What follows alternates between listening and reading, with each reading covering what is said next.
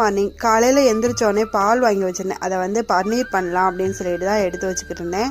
இங்கே வந்து 1 லிட்டர் பால் வந்து 50 ரூபாய், சுத்தமான அப்போ கறந்த உடனே வாங்குகிற பால் இது. அதை வந்து நல்லா வந்து காய்ச்சிட்டு கொஞ்சமாக ஒரு 4 டேபிள் ஸ்பூன் வந்து வினிகர் இல்லைன்னா லெமன் ஜூஸ் சேர்த்து நல்லா கிளறிட்டிங்கன்னா சுத்தமாக பால் திரிஞ்சு வந்துடும். இதை வந்து பார்த்திங்கன்னா வடிகட்டிட்டு அப்படியே வந்து சுத்தமான தண்ணி ஊற்றி நல்லா வந்து ஒரு அலசிட்டு அப்படியே வந்து போட்டு, உங்களுக்கு ஸ்ட்ரைனர் இல்லை அப்படின்ட்டுனா பன்னீர் இது இல்லைன்னா இந்த மாதிரி பண்ணிங்கன்னா உங்களுக்கு வந்து அந்த ஷேப் கிடைக்கும். இல்லை கிடைச்ச அளவு பன்னீர் வந்து ஒரு 150 கிராம் கிடைச்சிருக்கும். கடையில் நான் இது வரைக்கும் பன்னீர் வாங்கினது இல்லை. கடையோட ரேட் எவ்வளோ அப்படின்னு சொல்லிட்டு சொல்லுங்கள். 150 கிராம் பன்னீர் எவ்வளோன்னு சொல்லுங்கள். அப்புறம் வந்து ஹஸ்பண்ட் ஒரு டைம் வந்து பன்னீர் கிரேவி ஹோட்டலில் வாங்கிட்டு வந்தாங்க. அது வந்து செம்ம சூப்பராக இருந்துச்சு. சரி அது மாதிரியே நம்ம ட்ரை பண்ணலாம்னு சொல்லி பண்ணிக்கிட்டு இருந்தேன்.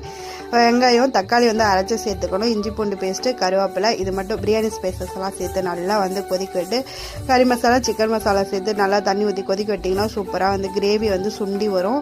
அந்த ஸ்டேஜில் அடுப்பு ஆஃப் பண்ணிட்டீங்கன்னா சூப்பராக வந்து சப்பாத்திக்கு சூப்பரான பன்னீர் கிரேவி ரெடி ஆயிரும். அந்த பன்னீர் வடிப்பீங்களா அந்த தண்ணியை வந்து செடிக்கு ஊற்றுனீங்கன்னா சூப்பராக வந்து க்ரோத் ஆகும். டாடா.